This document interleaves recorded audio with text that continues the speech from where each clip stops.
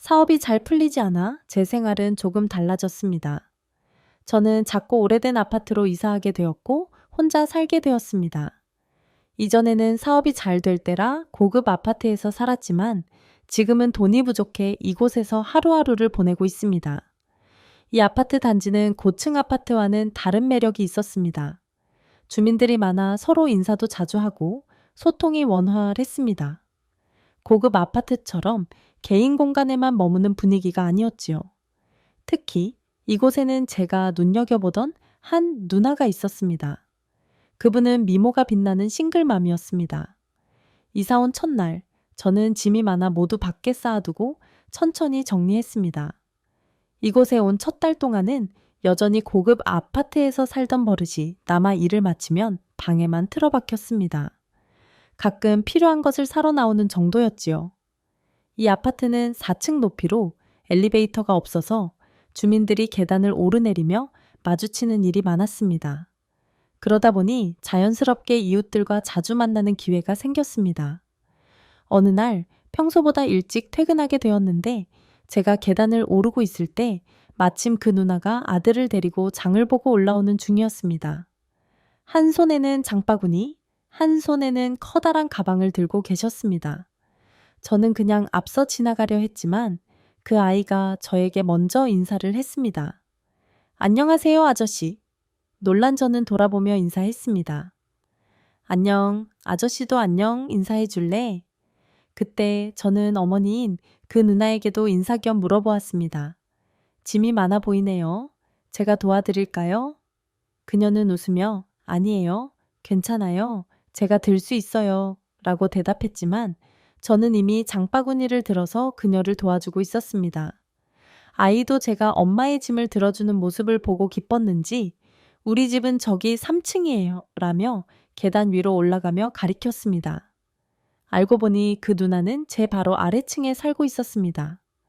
문 앞까지 짐을 내려놓고 인사를 나누고 방으로 돌아왔습니다.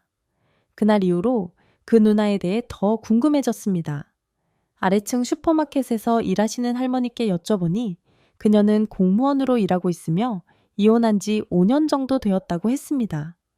그녀의 아들은 초등학교 4학년이라고 하네요. 저는 그녀가 저보다 5살 정도 많아 보였고 나이에 대해 농담으로 물어보면 그녀는 그냥 웃기만 했습니다.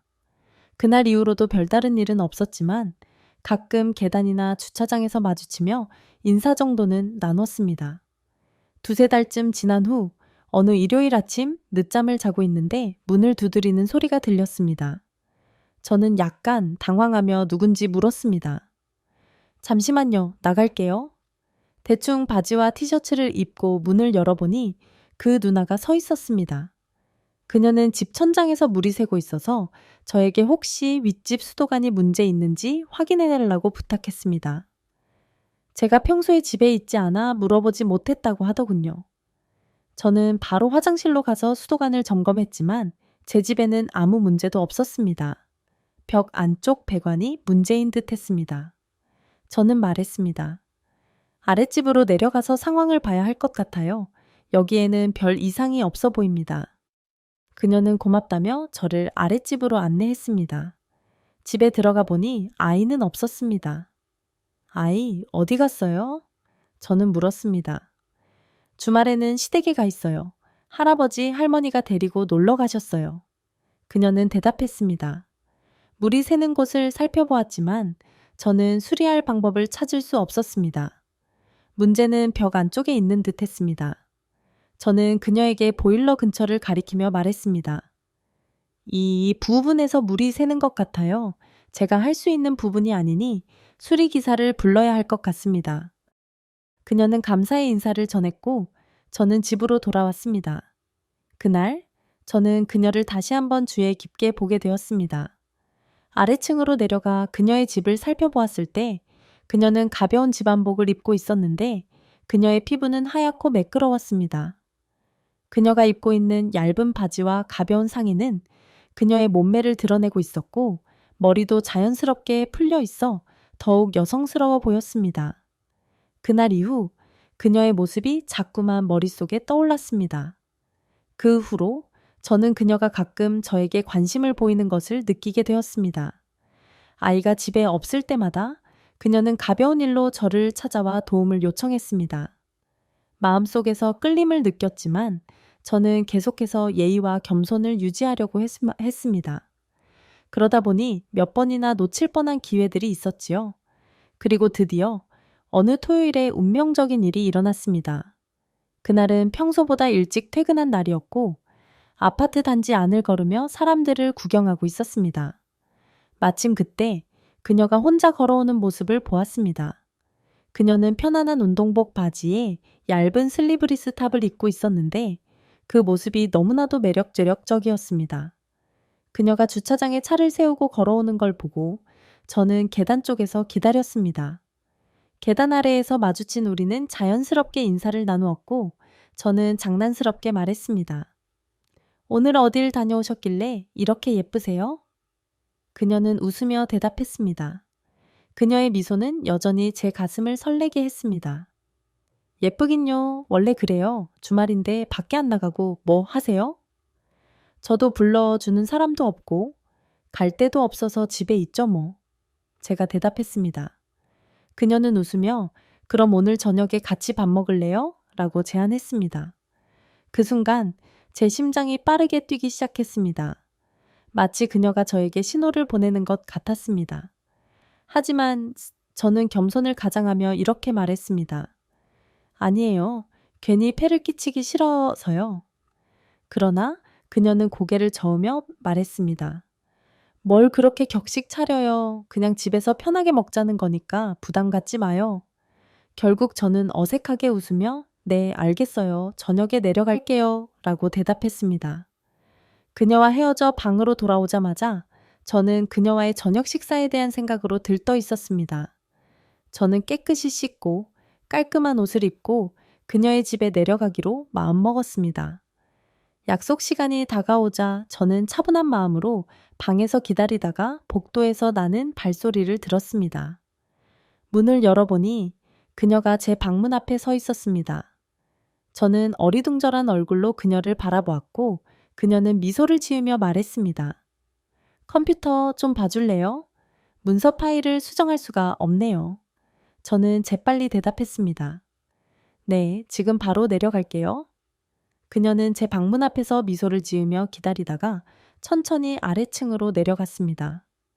그녀는 부드러운 실크 원피스를 입고 있어 그 모습이 더욱 매력적으로 다가왔습니다.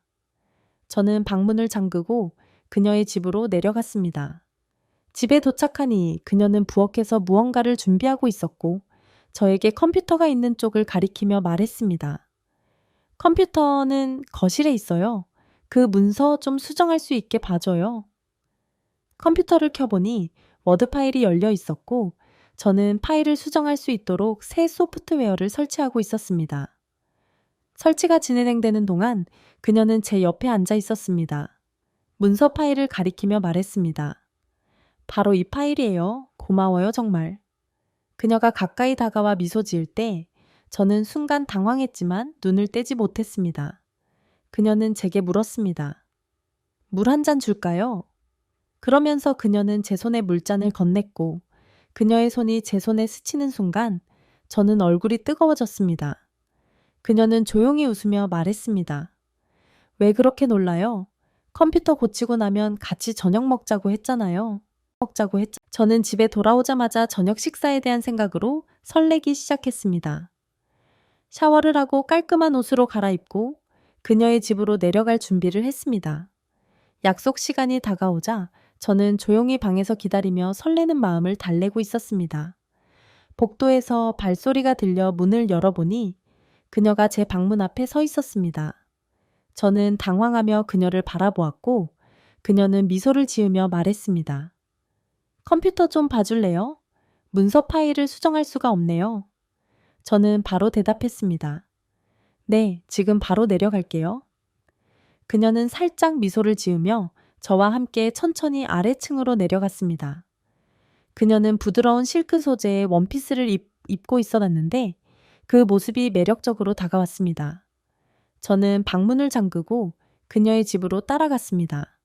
집에 도착하니 그녀는 부엌에서 저녁 준비를 하고 있었고 저에게 컴퓨터가 있는 거실을 가리키며 말했습니다.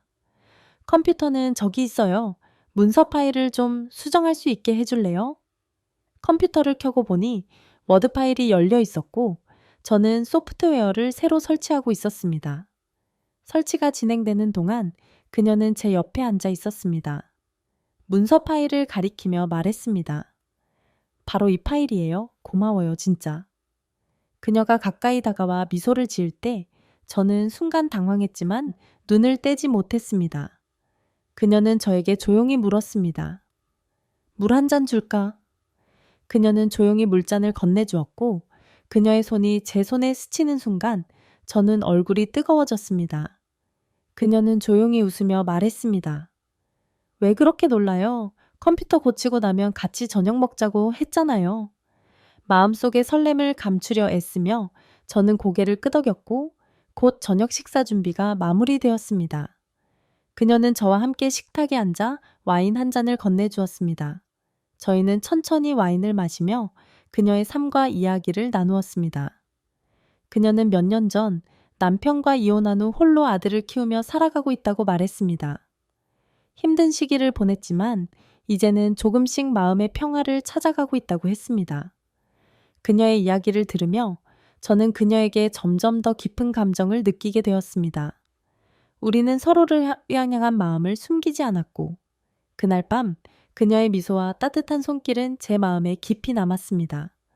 그 후 우리는 종종 만나 시간을 보내며 서로를 이해하고 의지하게 되었습니다. 지금 그녀는 저의 소중한 아내가 되었고 우리는 함께 행복한 가정을 이루고 있습니다.